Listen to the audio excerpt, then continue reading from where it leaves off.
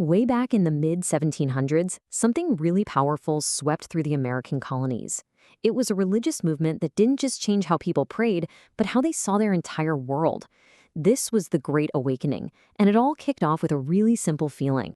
Seriously, imagine having to go to a meeting every single week where everything felt super formal, a little distant, and you just didn't feel connected.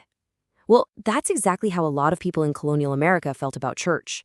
They were getting restless, and they were totally ready for something new, something that actually felt real.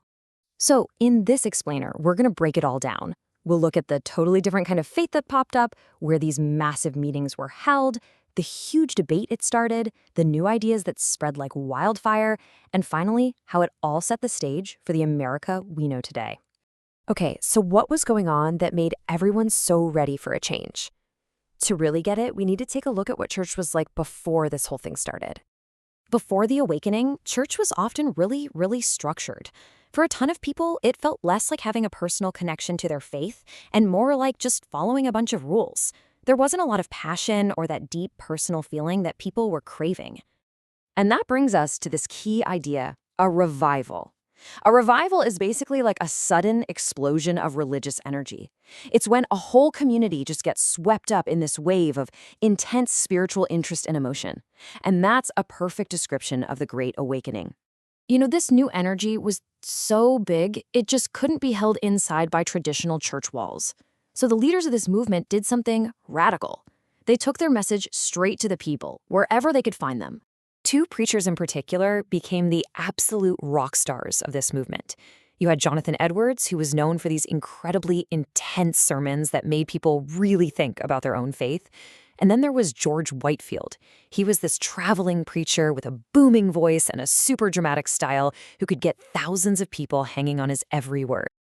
This new emotional way of preaching was a huge hit. Pretty soon, so many people were trying to hear these sermons that the local churches literally couldn't fit everyone inside. The solution? Just take church outside. They started holding these huge meetings in open fields and on hillsides. And let me tell you, these were not quiet, polite services. The atmosphere was electric. People were so overcome with emotion from the preaching that they'd openly weep or shout out. It was a completely new and intense kind of religious experience. Of course, not everyone was a fan of this loud, emotional new style. And this kicked off a major conflict that basically split communities right down the middle. It came down to two main groups. On one side, you had the old lights. These were the traditionalists. They liked the old, formal way of doing things and worried that all this emotion was just chaotic and disrespectful. On the other side were the new lights. They loved the energy and believed that a powerful, personal experience was what faith was all about. This wasn't just some friendly argument either. The disagreement got so intense that it literally split churches apart.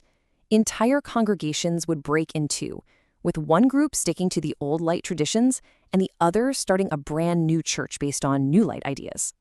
And this is where we see a bunch of new denominations start to grow. A denomination is just a specific independent branch of a larger religion.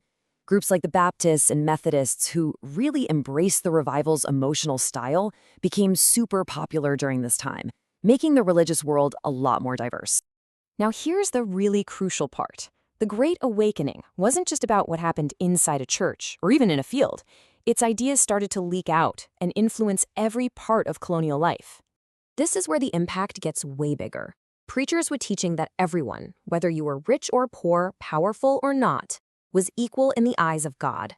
That simple idea got people thinking for themselves and even questioning authority figures, not just in the church, but in government too. These ideas spread fast through printed pamphlets, and it sparked a new focus on education. In fact, some of America's most famous universities today were actually founded during this time. Why?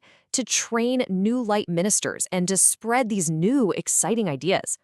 We're talking about huge schools like Princeton, Brown, and Dartmouth, all born from the energy of this religious revival. So let's connect the dots. How did all this, the new ideas, the questioning of authority, the emotional faith, create a legacy that would help shape an entire country? Think about it like a chain reaction. First, people start to question their local religious leaders. That makes them feel empowered to trust their own gut feelings and their own experiences. And pretty soon, That spirit of independence and questioning doesn't just apply to church anymore. It applies to everything. And this is a huge deal.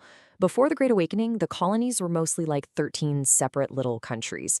But because these traveling preachers and their printed sermons reached people everywhere, from Georgia all the way up to Massachusetts, this became the first major event that all 13 colonies shared together. It gave them a common identity. So, what's the bottom line here? The Great Awakening left a permanent mark on America. It created a culture with way more religious diversity and choice.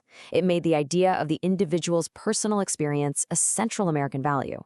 And, maybe most importantly, it planted those seeds of equality and questioning authority that would, just a few decades later, grow into the American Revolution. It all began with a new way to think about faith, but it ended up transforming an entire society. It really makes you wonder, right? What powerful ideas are shaping our world right now?